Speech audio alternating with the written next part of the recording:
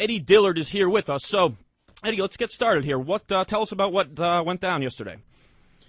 Well, I went to vote, and I noticed a Newt Gingrich supporter standing there with his sign. Decided I should go home, grab my Ron Paul sign, and join him. Great idea. Little did I know that that was scheduled to be Newt's first stop of the day. After about 30 minutes of standing there, the crowds gathered, the news gathered, and perfect opportunity. And here came the bus. After that, I made my way up the sidewalk, found a nice place to stand, and just waited. As luck would have it, Newt made his way through the crowd.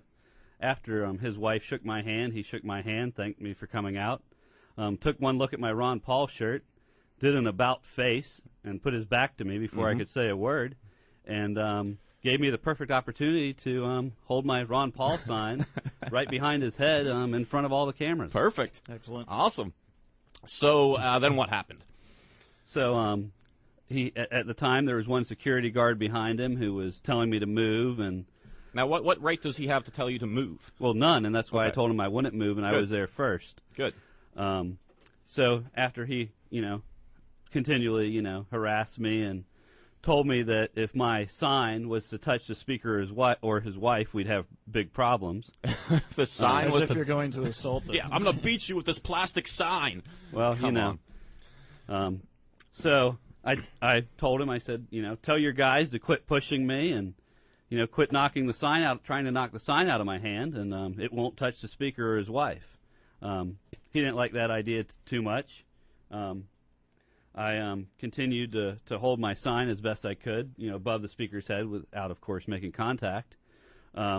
He decided that it would be a good idea to take the heel of his shoe and step on my foot. This is the security guard, Newt's security guard.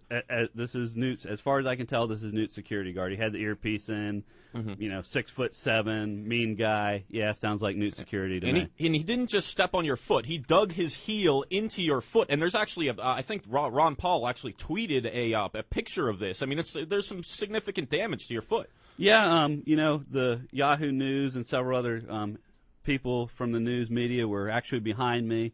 And they were actually telling him, stop, leave this guy alone. And, all I did was, when he was on my foot, I just, tried to move and make sure at the same time my sign wasn't hitting the speaker. And, I moved my foot and kept telling him, don't touch me, don't touch me. Shortly after that, he had backup called, and, of course. Several more of Newt's security and campaign staff showed up to push me out of the way. Had other people trying to put their signs in front of mine. And at that point, it was, just block him. Everybody step on his toes. Everybody step on his toes. So the security guard, the guy we think is a security guard, said everybody step on his toes. Everybody step on his toes. And did anybody do it? Nobody did it. They did knock my phone out of my hand because after he stepped on my foot, I took a picture of him. He in turn took a picture of me, and he knocked somebody, I'm not sure who. My phone got knocked out of my hand. So as I went to pick up my phone, somebody did kick my foot and tried to kick my sandal off, and I said stop. I yelled stop kicking me at that point. And there was nobody else there except for the news, the other news agencies in your defense? Yes, the only people who came to my defense at all were, people from other news agencies. Some I had never heard of before. Yahoo did a really good article on it because he was standing just a few feet away from me when it all happened. I know a guy was there from the Associated Press. Not sure what his name was, but yeah, they were all back behind me, obviously trying to get to get a shot at Newt, but also seeing what happened, kind of came to my defense and said, leave him alone. Yeah, I mean, this is absolutely absurd, and I can't. I mean, even if the news cameras weren't there, I mean, I'd fear for your safety. I mean, it sounds to me like an extremely hostile situation. As somebody that has some experience filming police officers and things like that, these guys are. I mean, they'll do whatever they want, and they'll frame you, they'll set you up if they don't want you there. They have no hesitation about assaulting you, lying about what happened, and all this kind of stuff. And I'm very glad that a lot of these other Newt supporters didn't step up the violence and really start getting violent as they were instructed to by the Newt Gingrich campaign. I mean, this is just an absolute disaster for Newt Gingrich, I think, because this turned out to be one of the biggest, little side stories of the Florida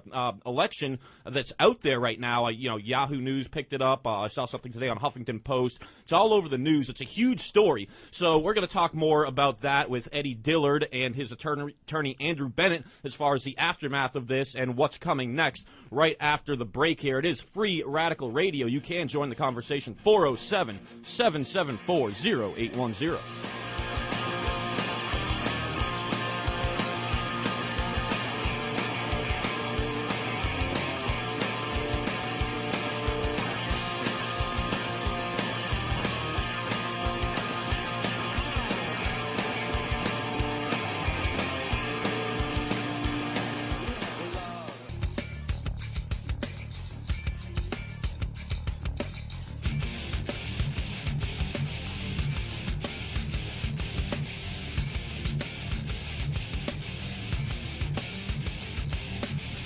Welcome back, Free Radical Radio. You can give us a call, 407-774-0810. I'd like to hear your take on this incident with this goon that works for Newt Gingrich assaulting a man for holding a Ron Paul sign. What the hell is this crap? Is this like Stalinist Russia or something? You can't have a dissenting political opinion, or you get attacked by a squad of goons? This is outrageous.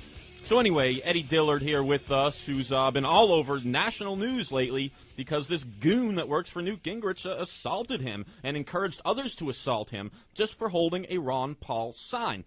Now, the Ron Paul campaign, as I understand it, has made a public statement on this, asking the Gingrich campaign for a formal apology. Has the Gingrich campaign commented on this at all? Have we heard anything?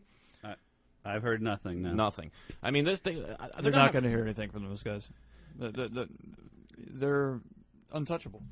They think they know that that Gingrich is an insider, so they're going to act just like any police officer would, because they know they're going to get away with it. See, I don't like any of the other Santorum, Romney, Gingrich. I think they're all tools. I think they're all terrible, terrible choices for an elected official. But the interesting thing about Gingrich is he really is like the true epitome of a Washington insider, and I think that may have something to do with the way he apparently instructs. I mean, I don't want to, assume anything, but the way his people operate, with absolute impunity, just like you'd expect from a big wig Washington insider. They think they can do whatever the hell they want and get away with it. And look at the past where senators or congressmen, heading into Washington, see somebody videotaping them. You remember last year when an activist was videotaping, I think it was a senator, and he got all up in his face and assaulted him and stuff like that. And of course, nothing's done about it. They do whatever they want. Yeah, they can do whatever they want. They know they're going to get away with it. So, of course, at least not civilly. Yeah, we're going to sue them. Right. So, Eddie Dillard's they need to be sued. Eddie Dillard's attorney, Andrew Spark. I apologize. Andrew Spark is here, and so tell us about this. Is there a potential criminal suit against this guy? A potential civil suit? I mean, where are you planning to try to take this?